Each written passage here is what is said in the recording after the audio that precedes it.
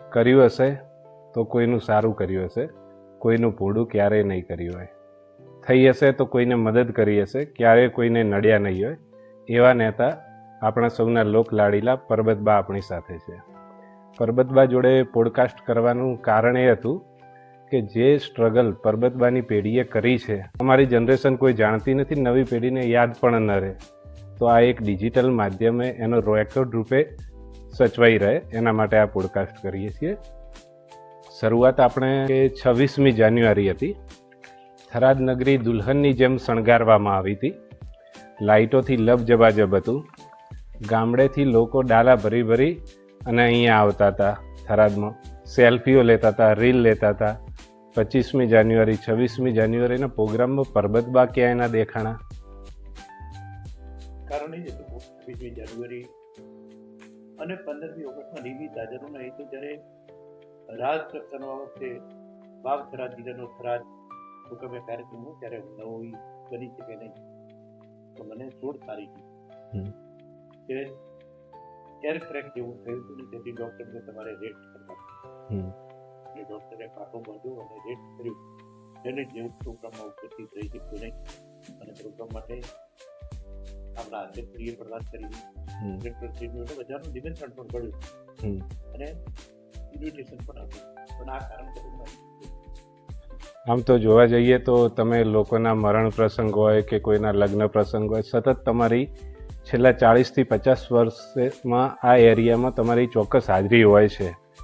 અને આ રીતે બીમાર થાવ અને એકાંતમાં રહેવાનું થાય એ તમને અઘરું તો લાગતું હશે. આમાં એવું છે મને એકલા ફાવે નહીં, પણ જ્યારે આ વખતે મનથી નક્કી કર્યું હતું કે ડૉક્ટર ના કહે છે ઘર બહાર નીકળો, પગ ઉપર વજન આપવાનું નથી, તેથી મને મનાવી દીધું હતું. બાકી તો મારે ક્યાંય જવું હોય તો સવારમાં 8 વાગે હું નીકળી જાઉં. સતત બધા શક્ય હોય એક એક પ્રસંગો એટેન્ડ ન થાય.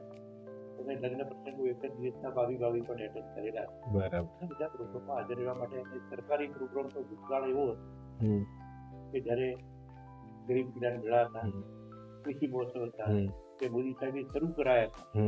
એ વખતે ધારાસભ્ય 2 થી 7 નથી, પણ તમામ પ્રોગ્રામોમાં મારી હાજરી હોય તો હું એમ સમજો છું કે મારે એટલે અમને લોકોને જેને ખબર નથી એને તો એવું થયું કે આમ આટલા સરસ મોટા કાર્યક્રમમાં પરબતબા, થોડું મનમાં એવું થયું હતું.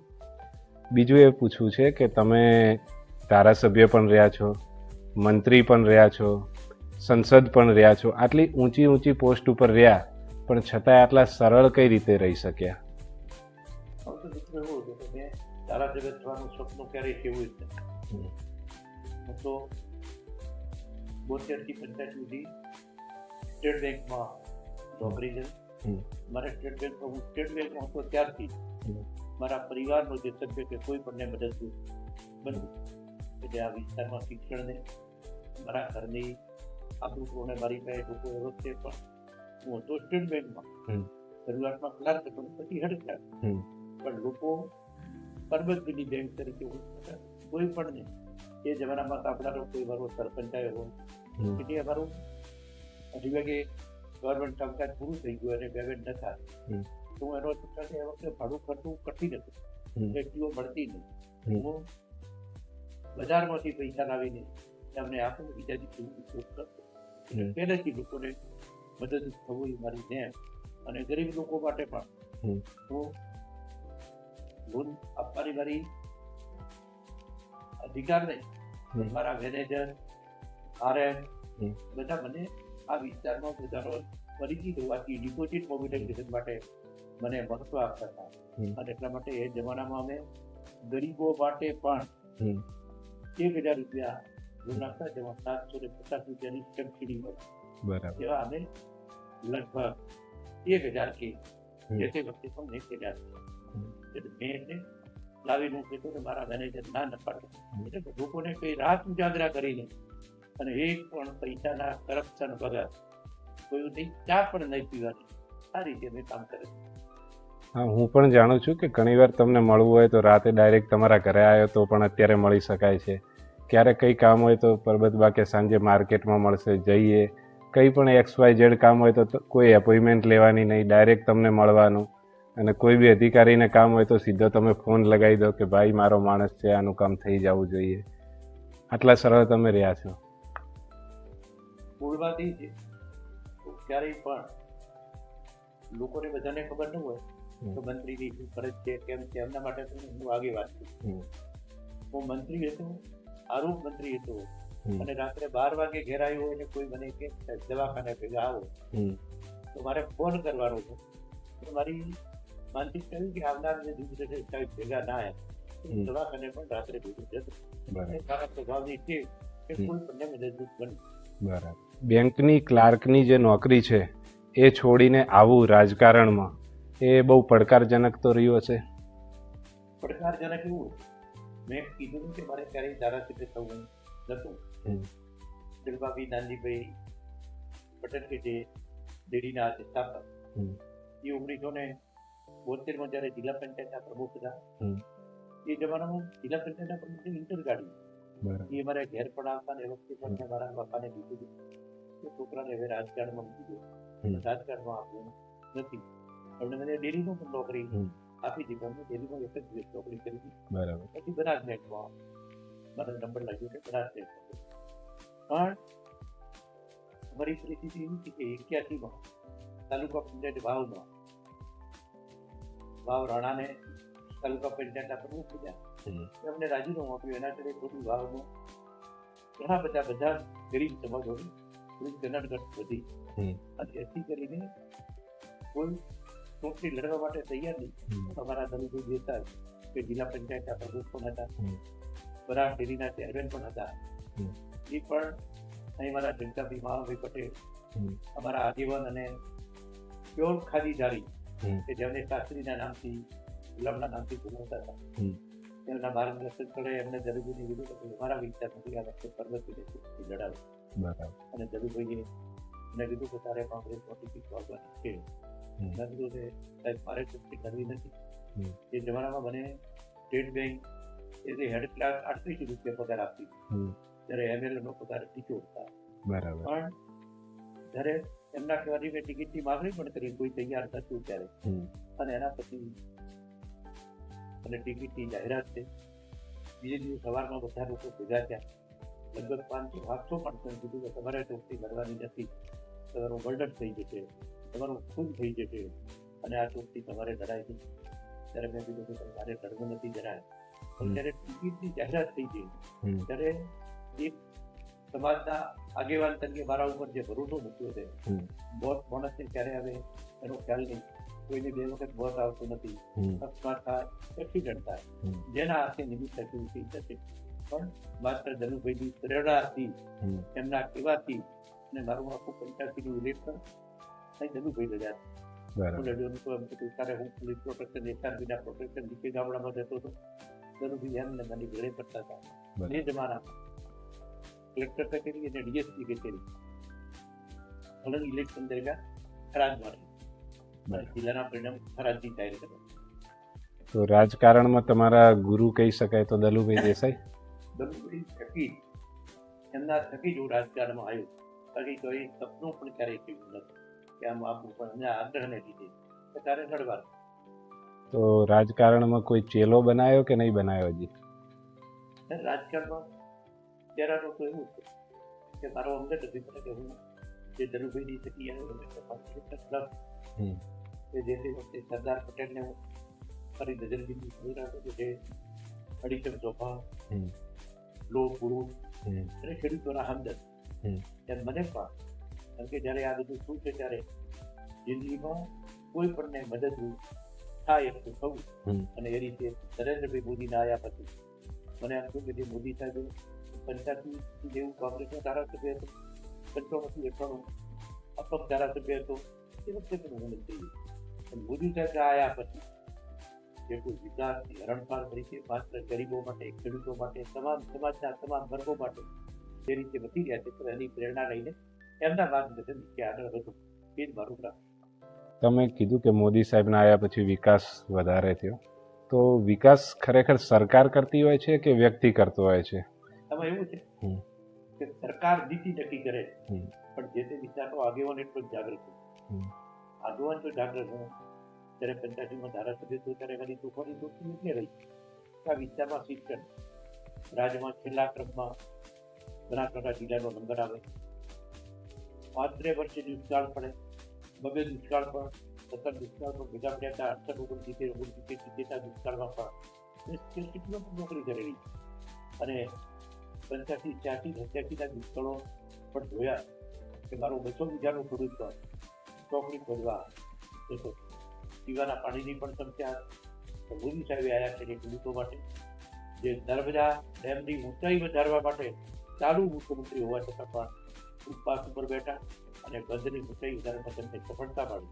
અને આજે જે આ વિસ્તારમાં લીલા લહેર છે જે તે વખતની નર્મદા ડેમની ઊંચાઈ વધવાથી, નર્મદાની નીરની શરૂઆત થવાથી, જે 2008માં જ્યારે નર્મદા નીરના વધામણા કર્યા ત્યારે સમગ્ર જિલ્લાની પ્રજા જે વિસ્તારમાં પાણી જવાનો હતો ત્યાંથી બધા ખૂબ મોટા પ્રમાણમાં લોકો આવ્યા હતા અને ત્યારથી આ વિસ્તારની આખી સિક્યોર બદલાઈ ગઈ.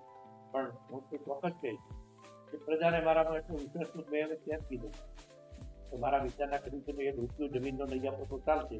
તમને પહેલેથી મેં કાગળમાં સંપાદનની સહી કરી આપી. તમે ગામ મિટિંગો કરી અને લોકો એ વખતે સમજ થયા અને જેને લીધે બધાના પહેલા મારા નર્મદાની કેનાલોનું કામ જરૂર. 40 થી 50 વર્ષના તમારા રાજનીતિક જીવનમાં તમારી ઉપલબ્ધિ શું? ઉપલબ્ધિઓ તો ઘણી બધી ગણી શકાય. મેં ઘણી બધી કીધી પણ તેને એટલું કહીશ કે જે હું જ્યારે ઇરિગેશન મંત્રી હતો ત્યારે થરાદથી ટીપુ સુધીની પાઇપલાઇન યોજના થરાદ, ડીસા અને દાંતીવાડાના 38 ગામ માટેની જે બની એ બીજેપી રૂપાણીના અધ્યક્ષસ્થાને હું જ્યારે મંત્રી હતો ત્યારે 635 કરોડના ખર્ચે એ મંજૂર કરેલું. અત્યારે જે કામ પૂરું થયું છે, અત્યારે જે તળાવો ભરાય છે એ જે તે વખતે મેં કરાવ્યું. એક તળાવો અત્યારે ભરાઈ ગયો છે, બીજા તળાવો અને જે ભરાવતી શંકરભાઈએ જે નવા તળાવો સાથે સાથે એ પણ કહું કે આખા રાજ્યની કોઈ વિધાનસભા એવી નહીં હોય કે જે સરકારી માધ્યમિક શાળાઓ એક વિધાનસભામાં લગભગ 3200 મારા વિસ્તારમાં 32 સરકારી માધ્યમિક શાળાઓ અને જીઆઈડીસી માટે પણ મેં તે વખતે પ્રયત્નો શરૂ કર્યા હતા. તો જે જીવાનું સેન્ટર જીઆઈડીસી માટે પણ તે વખતે મેં નક્કી કર્યું હતું. બિલકુલ તો ઘણી ગણાય નહીં એટલી બધી છે. આમ તો હું કહું કે કહેવાની જરૂર નથી પણ સરકારી ક્ષેત્રમાં થરાદ તાલુકા સંઘમાં પણ હું વર્ષથી 2008 સુધી ત્યાં માર્કેટ કમિટીમાં સતત 28 વર્ષ સુધી ત્યાં રહ્યો. બનાસ બેંકમાં પણ ડાયરેક્ટર તરીકે કામ કર્યું. બનાસ ડેરીમાં પણ ડાયરેક્ટર તરીકે 200 થી શું અને બનાસ ડેરીમાં તો જ્યારે થોડો ધંધો મારા અંદર વધેલો થયા ત્યારે મને ત્યારે ચીજની પણ ઓફર કરી હતી પણ જે છે મને ચાલુ રાખો, મારે ત્યારે ઈચ્છા નથી. અને ઘણી બધી કહી શકાય ઘણી બધી કંઈ આમાં સમાવેશ થઈ શકે નહીં. અને મારો એવો વ્યક્તિગત અભિપ્રાય છે કે જે કંઈ કામો આપણે બધું કર્યું એવું નહીં પણ જે તે વખતે એટલે બધું કર્યું ધારાસભ્યની સક્રિય છે. અને એ પણ કહી કે અમે જિલ્લામાં છેલ્લા ક્રમમાં હતા. હું એટલે કે થરાદ અને વાવ બધે છેલ્લા ક્રમમાં હતા. આજે અમારા કરતાં ખૂબ વધારે આગળ ડેવલપ હતું. બાબર તો હું જ્યારે બેંકમાં નોકરી કરી ત્યારે બાબર હતું ખૂબ ડેવલપ હતું. થરાદ બધાની પાછળ હતું પણ આ બધામાં હું ચોક્કસ માનીશ કે મારા વિસ્તારની ખાસ પ્રજા અને મને એમ કે બધી જ પ્રજાનો સામૂહિક સમરસતાથી વિકાસ થાય એટલે ક્યાંય પણ કોઈને કોઈ તકલીફ ન પડે એ રીતે બધા સમાજોને લઈને ચાલે છે.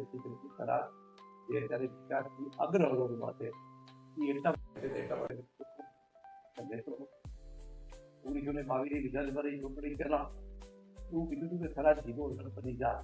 એ વખતે પણ મેં બધાને કીધું હતું થરાદ જ જીવો બને, બીજો કોઈની શક્યતા એટલા માટે નથી કે દિયોદરની માગણી હોય. એક દિયોદરની માગણી હતી આધેરા કે દિયોદર કરતા થરાદમાં જેમને વિશેષતાઓ ગણાય કે આર્ટ, કોમર્સ, સાયન્સ, એગ્રીકલ્ચર બધી સરકારી પૂરી બીજે સરકારી માધ્યમિક શાળાઓ, દવાખાનાઓ, સ્કીમથી સમિતિઓમાં બધું થઈ ચૂકેલું બધું. અને એટલા માટે કરીને અનુગ્રહ હરોળમાં જે આવ્યો હોય તો સ્વાર્થ પ્રજાને લીધે અને મારે પ્રજાને ધન્યવાદ આપવા માટે એટલી બધી પ્રજા સંપત્તિ એક થઈ જે રહી અને જેમાં અમે બધે સહકાર આપે આજના વિચાર્યું છે. બરાબર. અને મોદી સાહેબે તમને એકવાર પર્વત જેવા પરબતભાઈ કીધું હતું, એ ક્યારે?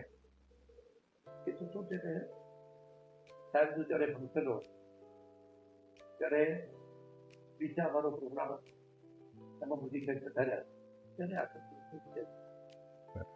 ઘણી વાર આપણે મકાન બનાવતા હોઈએ તો સૌથી પહેલું સ્ટેપ એ હોય કે પ્લોટ લેવાનો, પછી હોય કે ખાડો ખોદીને પાયો પૂરવાનો હોય, અને પછી ઇમારત ચણાતી હોય, અને પછી રંગરોગાનનું કામ થતું હોય. તો ઘણા એવા કામો છે કે જે તમે અપ્રુવલ કરાવીને ગયા હતા અને એ હવે થતા હોય, ધારો કે સબ ડિસ્ટ્રિક્ટ હોસ્પિટલ છે કે બીજા. સરકારમાં રહેવાનું કે કામ તમે મંજૂર કરાયો ને પણ તરત પૂરા ન પણ ડીસાથી લાકડી અને લાકડીથી ખરા ફોરલેન રોડ જે તે વખતે નીતિનભાઈ જ્યારે મંત્રી હતા ત્યારે અમે સંસદની હાજરીમાં અંબાજી મુકામે ડીસાથી લાકડી રોડ પણ મંજૂર કરાયો અને થરાદથી લાકડી સુધીનો રોડ પણ ફોરલેન મંજૂર થયો. પણ કોન્ટ્રાક્ટરને લીધે અમારે એને બ્લેકલિસ્ટ કરવો પડ્યો અને મોડા પડ્યા. અને સાથે સાથે જે ભારતમાલા રસ્તો છે એ પણ જ્યારે હું એમપી હતો એ સમયગાળાનો અને થરાદમાં અત્યારે જે રસ્તો બની રહ્યો છે પાણીના ટાંકાથી અમારા સિવિલ સેન્ટર સુધી, એ પણ જે વખતે નીતિન ગડકરી સાહેબને કહીને ખાસ દિશામાં મારા થરાદનો ટ્રાફિક થશે એટલા માટે એ વખતે પણ મંજૂર કરાયો હતો. એ રસ્તાનું કામ ત્યારનું ચાલુ પણ એ પણ કોન્ટ્રાક્ટરને લીધે અમો ઢીલો હતો, બરાબર કામ થતું નથી એટલે એને પણ બ્લેકલિસ્ટ કરીને ફરીથી ટેન્ડર પાડી નાખ્યું કે કામોમાં વિલંબ થાય. તમે અત્યાર સુધીમાં થરાદ તાલુકામાં અને વાવ તાલુકામાં હું જ્યારે ધારાસભ્ય હતો એ સમયગાળામાં 128 રસ્તાઓ કરાયા. કઈ ન કર્યાનો અફસોસ ખરી કે આ કામો ન કરાવી મારા શકે? મનમાં કોઈ પણ અફસોસ નથી કે આ કામ મારાથી રહી ગયું છે. મને સંતોષ એવો છે કે મારી સાયન્સ કોલેજ 1965 પહેલા એક વિસ્તૃતમાં સાયન્સ કોલેજ સરકારી હતી અને એના પછી મારા છોકરોને એડમિશન ક્યાંય મળે નહીં. મારી પાસે બધા આવે, કોઈ કે વિસનગર અપાવો, કોઈ કે બરોડા અપાવો, કોઈ કે પાલનપુર. અને મેં ડોક્ટર સાહેબને કીધું કે સાહેબ મારા છોકરાને એડમિશન ક્યાંય મળતું હતું તો અમારે સાયન્સથી એ રીતે રાખવાના અને અમને સાયન્સ કોલેજ પણ મને ખૂબ સંતોષ છે અને એગ્રીકલ્ચર કોલેજ માટેનો પણ એટલો સંતોષ છે કે આ વિચારમાં મારી પ્રજા જાગૃત હોય તો આના કરતાં અનેક ઘણું કામ વધારે પ્રજા અમને કામ. આ તો અમારી જાતે મથવાનું, અમારી જાતે કરવાનું. છતાં મને એમ હતું કે જે કંઈ કરવા જેવું હતું અત્યારે તો નવો વિચાર થયો છે એને ઘણી બધી નવી ડિમાન્ડો પણ આવી પણ જે તે વખતે થતું નહોતું ત્યારે પણ મને એમ હતું કે કરવા જેવું ઘણું બધું કરી નાખ્યું. બરાબર. તમે 1985થી લઈને લાંબો સમય, લગભગ 40-50 વર્ષ જેવા તમે રાજનીતિમાં રહ્યા. કેટલાય મુખ્યમંત્રીઓ જોડે કામ કર્યું હશે. મોદી સાહેબ સિવાય કોઈ એવા મુખ્યમંત્રી ખરી કે એમના જોડે કામ કરવાની વધારે મજા આવી? મહારાષ્ટ્રમાં શરૂઆત મેં માધવસિંહ સોલંકીથી કરી, પછી અમરસિંહ ચૌધરી, કેશુભાઈ પટેલ, સુરેશ મહેતા, મોદી સાહેબ, આનંદીબેન પણ. શંકરસિંહ બાપુ વખતે તમે? શંકરસિંહ વખતે હું અપક્ષ ધારાસભ્ય. બરાબર. શંકરસિંહ વખતે પણ હું અપક્ષ ધારાસભ્ય હતો એટલે આ બધાના સમયગાળામાં મેં કામ કર્યું છે. મને સરકારની જે નીતિઓ મુજબ જે કામ થયું એમાં ક્યારેક જે તે વખતે કોંગ્રેસમાં હતા ત્યારે પૈસા હતા, જેથી કરીને વિચારતું મારે એક શિક્ષક જોતો હતો હું કરી શકતો નહીં, એક શાળાનો રૂમ પણ આપી શકતો નહીં.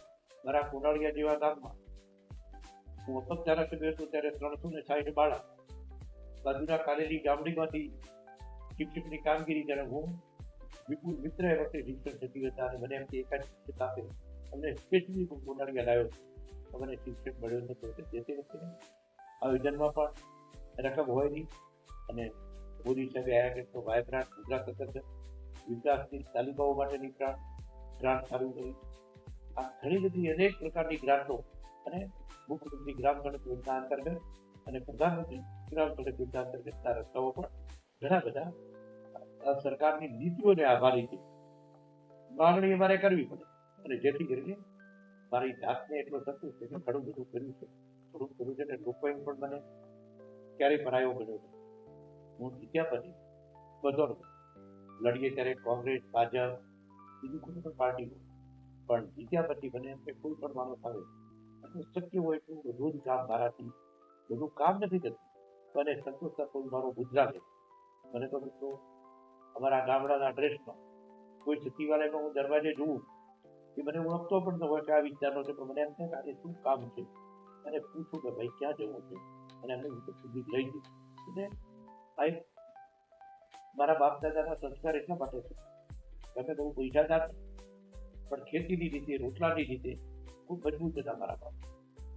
જે જમાનામાં થરાદથી રાજેન્દ્ર સુધી કોઈ બસ વ્યવહાર નથી, ગાડીને લોકોની અવર જવર હતી, તો મારા બાપા માજે અંધારું થાય એટલે ગામના ગોદરા સુધી જોવા માટે છે કોઈ માણસ પૂછે કરતો જોતો નથી.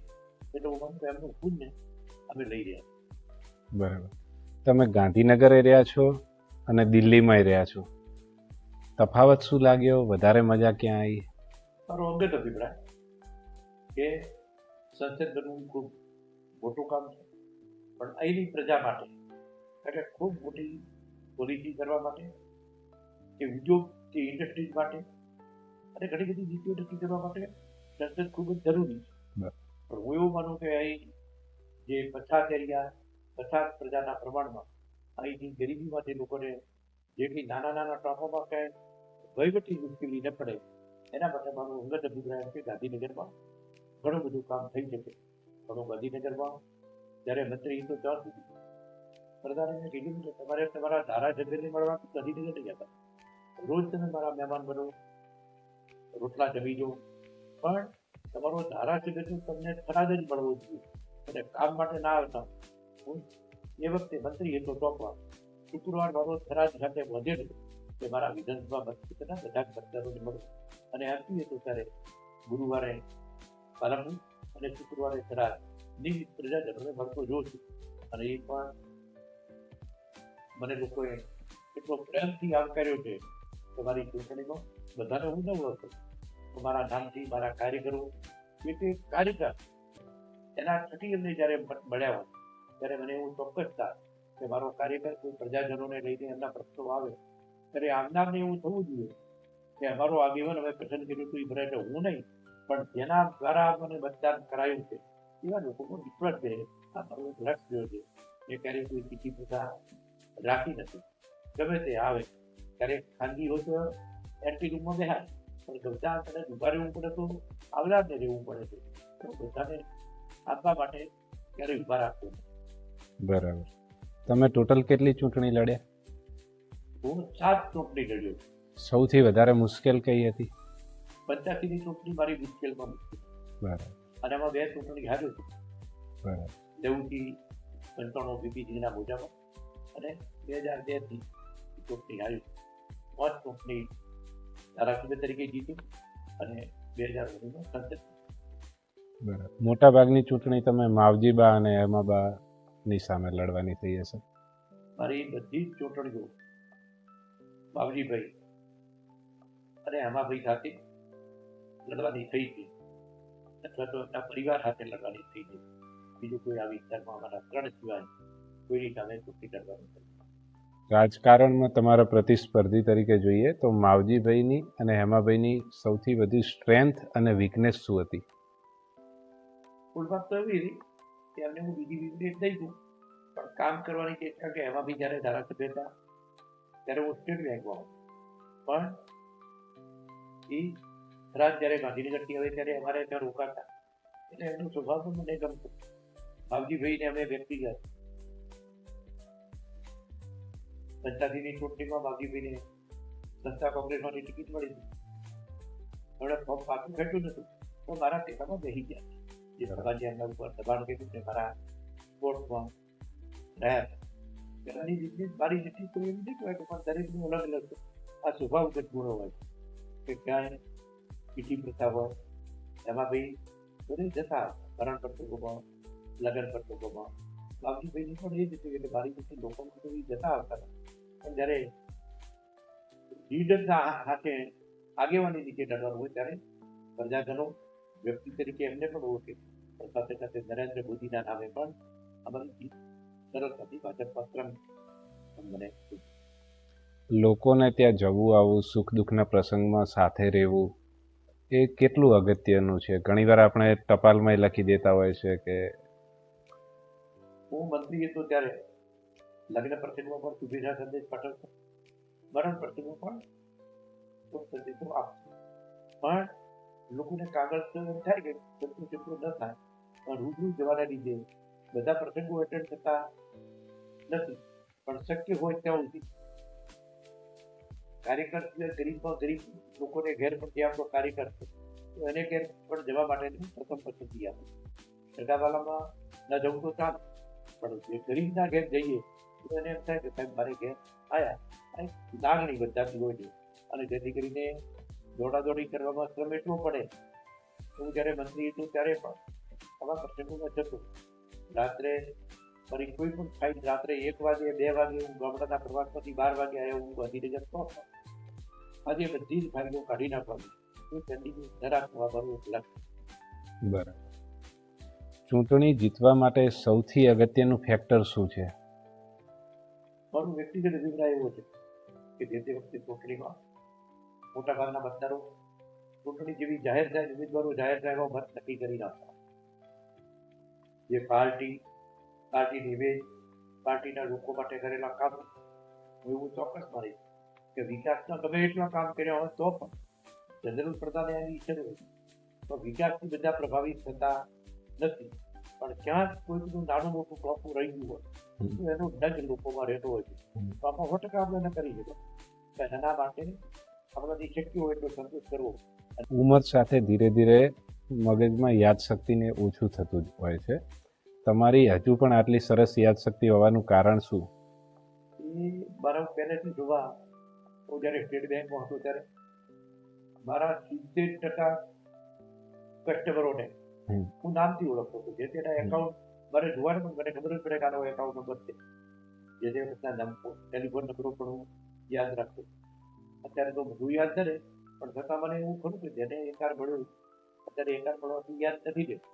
પણ જ્યારે એનો સંપર્ક થતો હોય અને મળવા જવું હતું, લાગણી એવી બંધાઈ જાય છે કે જેથી કરીને યાદદાસ્ત સાચી પણ જૂના શૈશવના સંસ્કરણો છે જે ભણતા હતા, કોલેજ સમય હતો, શરૂઆતમાં આ તો ક્યારેય ભૂલી શકાય જ નહીં. અત્યારે પણ ગામડામાં મને એમ થાય કે હું કોઈને ઘેર જાઉં, જે મને ઇન્વિટેશન આપે છે એને તો હું સંપૂર્ણપણે ઓળખતો જ હોઉં છું.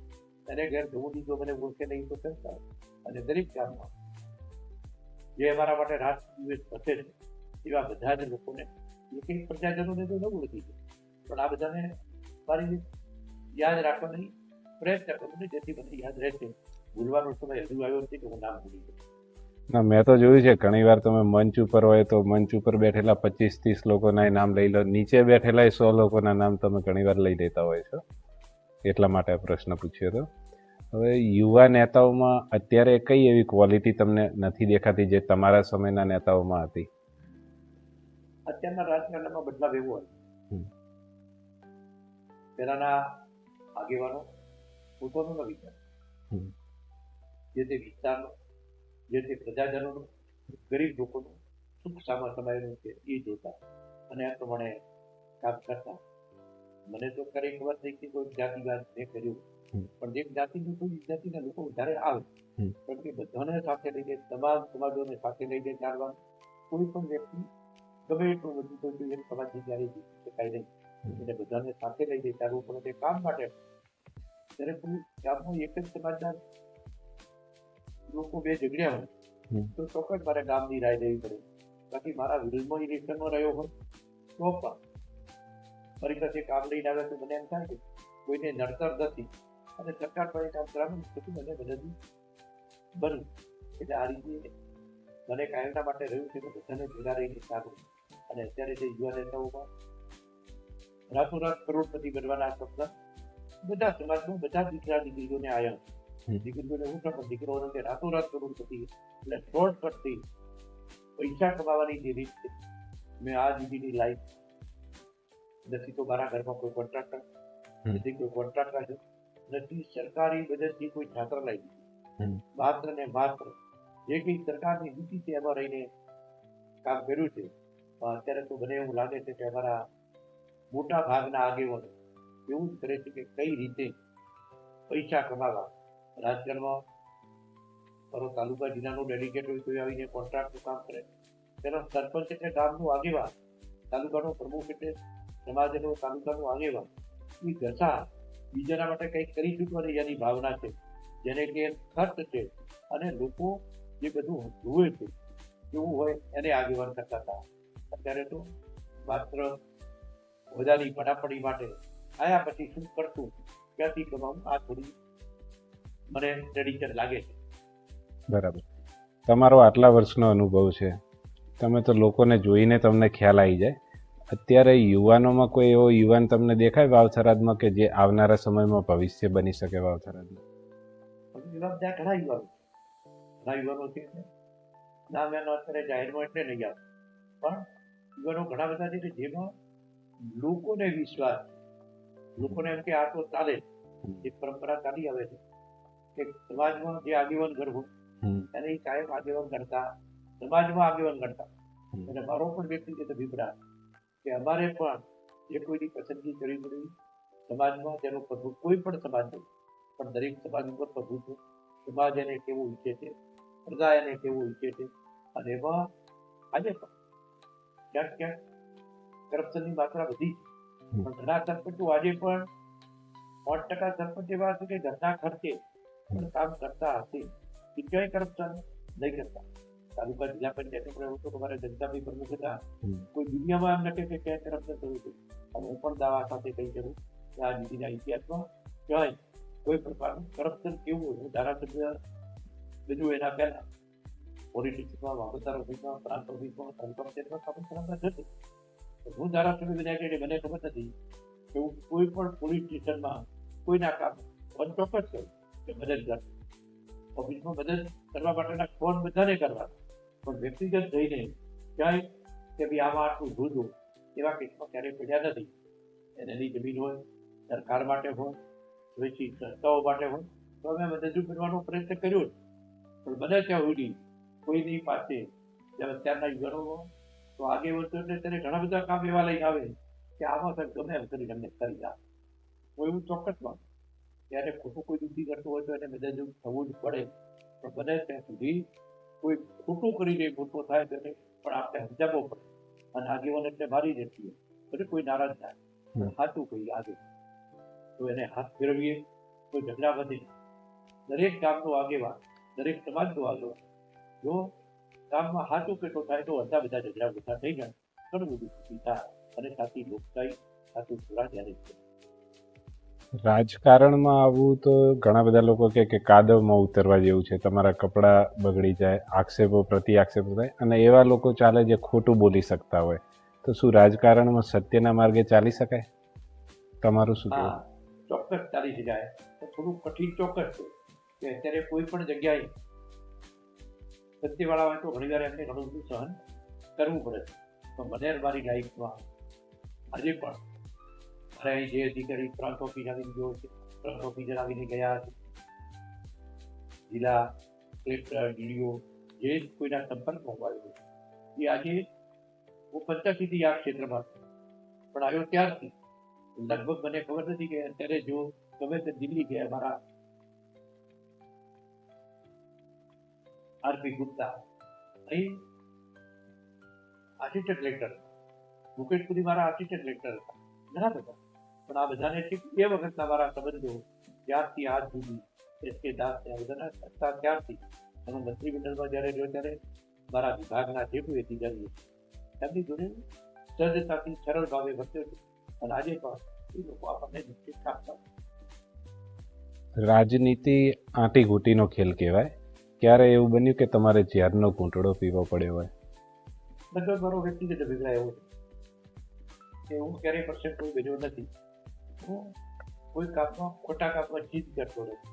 અને ક્યારેક કોઈ વાજબી કામ હોય, આપણા નજીક વાળો હોય ત્યારે ચૂંટણી લડવું હોય, ટિકિટની મારામારી હોય ત્યારે પણ પેલા તેને આપણે ન અપાવી શકીએ, એના માટે પ્રયત્ન કરો. તો આપણે કોઈ થવું જ જોઈએ બધું એવી માનસિકતા ક્યારેય રાખી નથી. અને એટલા માટે તો બધાને સાથે લઈને કઈ રીતે ચાલવું. અને ઝેરનો ઘૂંટડો તો જ્યારે આપણે સત્તામાં ન હોઈએ ત્યારે મારી સંપૂર્ણપણે માનસિકતા કે કદાચ એટલું આપણે ન કરાવી શકીએ. આપણે આવનારને સંતોષ આપવાનો, જેટલું થાય એટલું કરવાનું. પણ હું નથી તો પણ મારું બીજું ચાલવું જોઈએ, આવી માનસિકતા મારી ક્યારેય રહી નથી. તો હું પંચાયતમાં ધારાસભ્ય છું ત્યારથી આજ સુધી સરળ કાર્યના માટે લોકો વચ્ચે રહીને લોકોના પ્રશ્નો ઉકેલવા માટે સતત પ્રયત્ન કર્યો છે. મારા જીવને ક્યારેય એમ થયું નથી કે હું ત્યારે ધારાસભ્ય છું અને એવું માનું કે કોઈ પણ પદ, કોઈ પણ મંત્રીમંડળમાં કે સરકારમાં કાયમી હોતો નથી. લોકો વચ્ચે કાયમી રહેવું ખૂબ જરૂરી છે અને એટલો વચ્ચે લોકો જેવા થઈને રહેવું આ એક મારી માનસિકતા. હું એવું પણ કહું કે હું જે સમાજમાં જન્મ્યો, મને એમ કે એના પ્રમાણે જ આપણે બધાએ રહેવું જોઈએ. કે મેં ક્યારેય મારા ઘરથી કે પરિવારમાંથી બૈરાને જ્યારે જે જમાનામાં જીવવું નથી, હું 1984માં કરી જીતી દીધી. પણ ત્યારે પણ હું એમ કહું કે આપણે જીપમાં નથી જવાનું, બધાના ભેગું ટ્રેક્ટરમાં બધા જે કરે એમાં જવાનું છે. આ એક મારી માનસિકતા. બરોબર. તમે વાત કરી હતી કે સરદાર પટેલમાંથી તમને પ્રેરણા મળે, તો જે ગાંધીજી, સરદાર પટેલ, નહેરુ એ બધાનું વિઝન હતું, એનાથી થોડો દેશ અલગ ચાલી રહ્યો છે અત્યારના સમયમાં, એવું લાગે છે? પણ એવું છે કે મારું અલગ બધી પરિવર્તન એ સમયની માંગ હોય. દર 10 વર્ષે દસકો બદલાય છે. ઘરમાં પણ બાપ બેટા વચ્ચે પણ ક્યારેક બોલાચાલી થતી. ઘરમાં બે ભાઈઓ હોય તો પણ સરખી ઉંમરવાળા હોય તો ભેગા બેસીને વાતો કરે, અને બાજુમાં પાડોશો જઈએ પણ સરખી ઉંમરવાળા જોડે વાતો કરતા હોય. એટલે જનરેશન ગેપ તો પણ સવાલ રહેતો હોય છે. એટલે નવું જ્યારે પરિવર્તન તો એવું કર્યું, ગ્લોબલ દેશ ત્યારે બની ગયો છે અને ત્યારે શિક્ષણને લીધે, મોબાઈલને લીધે, વેબસાઇટને લીધે દેશ અને દુનિયા સાથે જ્યારે લોકો વાત કરતા હતા, ત્યારે જે તે વખતની આઝાદી, જે તે વખતે આઝાદીના સૂત્રો સ્વદેશી પણ આ વાત હતી, પછી ભૂલાઈ. મોદી સાહેબે આવી રીતે આત્મનિર્ભર ભારત બનાવવાની વાત કરી.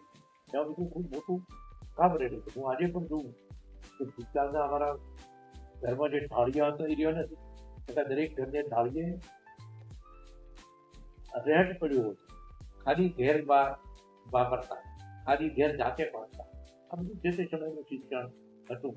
અને જમાનો બદલાય, એ જમાના સાથે બદલાવ આવે એટલે એના સાથે ચાલ બદલાવવા ચાલવું પડે.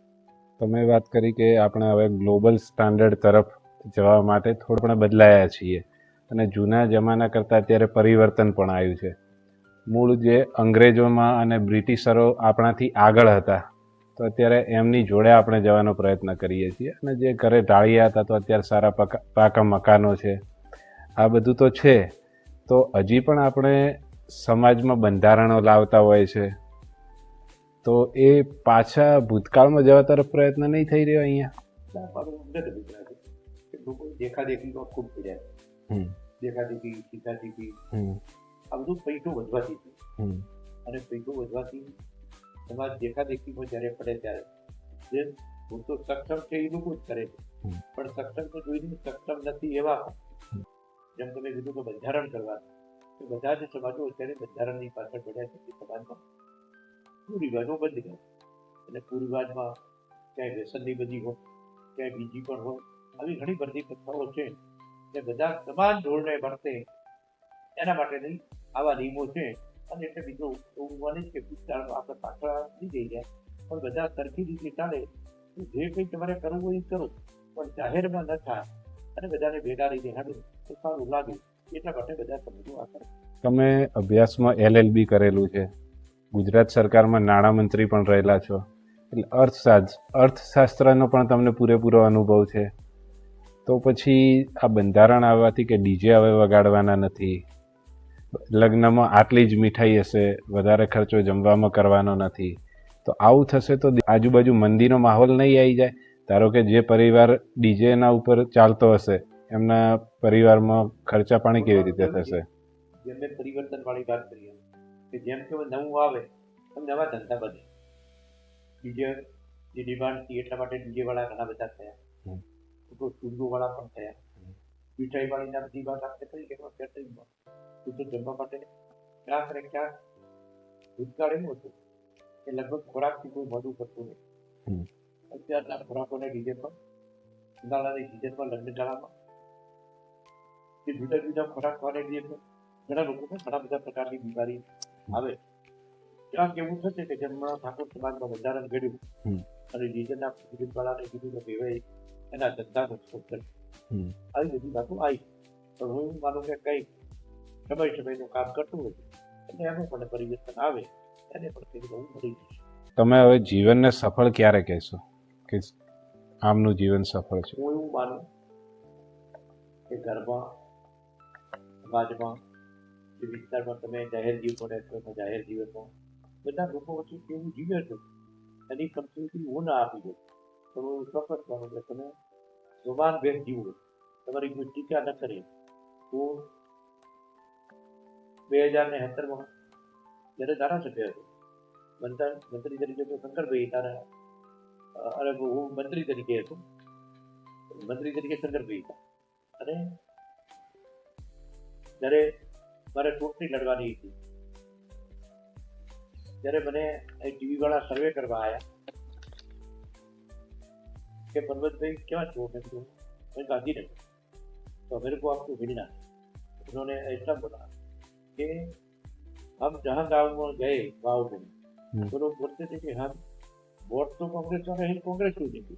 तो मेरे को हमारा प्रतिनिधि पर्वतभाई जैसा नहीं, तो वो तुमको साथ ले करते. तो ऐसा क्यों बोलते हैं? तो वो मुझे पता नहीं, वो उन लोगों को पता है. इसलिए मैं હું એવું બોલું કે ક્યાંય કોઈના અમે ચૂંટણી લડ્યા છે પણ કોઈ દ્વેષ ભાવતી નહીં. મેં વ્યક્તિગત કોઈ પણ ચૂંટણીમાં કોઈ વ્યક્તિનો ક્યારેય વિરોધ કર્યો નથી. પાર્ટીના સિદ્ધાંતો ઉપર જ આપણે હેડ્યા છે. અને એટલા માટે મારું એવું માનવું કે ક્યાંય અફસોસ થાય એવી વાત ક્યારેય કરી નથી. તમે રાજનીતિમાં નેતા તરીકે છો અને સમાજમાં પણ નેતા તરીકે છો. તો રાજનીતિમાં જે નેતા તરીકે હોય એને પોતાના સમાજ સાથે બીજા સમાજના વોટ લેવાના હોય છે અને સમાજના નેતા જે હોય એમને સમાજનું ભલું કરવાનું હોય છે. તો શું એવું શક્ય બને કે નેતા જે રાજનીતિમાં હોય એ સમાજમાં ના આવે અને જે નેતા સમાજમાં હોય એ રાજનીતિમાં ના આવે? એમાં એવું છે તો સમાજનો આગેવાન પણ કરો, રાજકારણમાં પણ કરો, પણ એમાં ચોક્કસ મિત્રો મારા સમાજને ધન્યવાદ આપું કે મારા સમાજે મને મોટો કર્યો. કેમ કે ક્યારેય કોઈ ગ્રામ પંચાયતની ચૂંટણી હોય તો હું આ સુધીના ઇતિહાસમાં કોઈ ગ્રામ પંચાયતની ચૂંટણીમાં પડ્યો નથી. એના વગર કે જ્યારે કોઈ સમાજ વચ્ચે બીજા સમાજ વચ્ચે ઝઘડો હોય ત્યારે પણ બને તો અમારો સમાજ ટાળે કે અમારા આગેવાનને કંઈ નુકસાન ન થાય એ રીતે એ લોકોને ગમ થાય. એટલે સમાજે પણ મને મોટો કર્યો છે અને હું પણ મારી જાતને હું માનું કે બધાને કોઈ પણ ખોટામાં મદદ ન કરે. અને આજ સુધી મેં શક્ય હોય ત્યાં સુધી કોઈ પણ અહિત કર્યું નથી.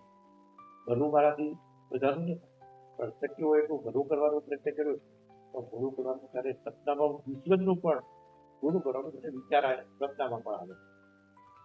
તમે શું ઈચ્છો કે લોકો તમને કેવી રીતે યાદ રાખે? એવી લોકોનો માનસિકતા છે. આપણે કઈ રીતે યાદ રાખવા હું માનું આપણે ક્યાંય જઈએ ત્યારે આપણાથી કોઈ નારાજ ન થાય. આજે મારી સફળતા થેન્ક યુ પરબત કાકા, ઇન્ટરવ્યુ આપવા બદલ આભાર. ચા તો પીવા જ નથી. ના, ચા નહીં, હવે ડાયરેક્ટ જમી લઈશું ઘરે જઈ.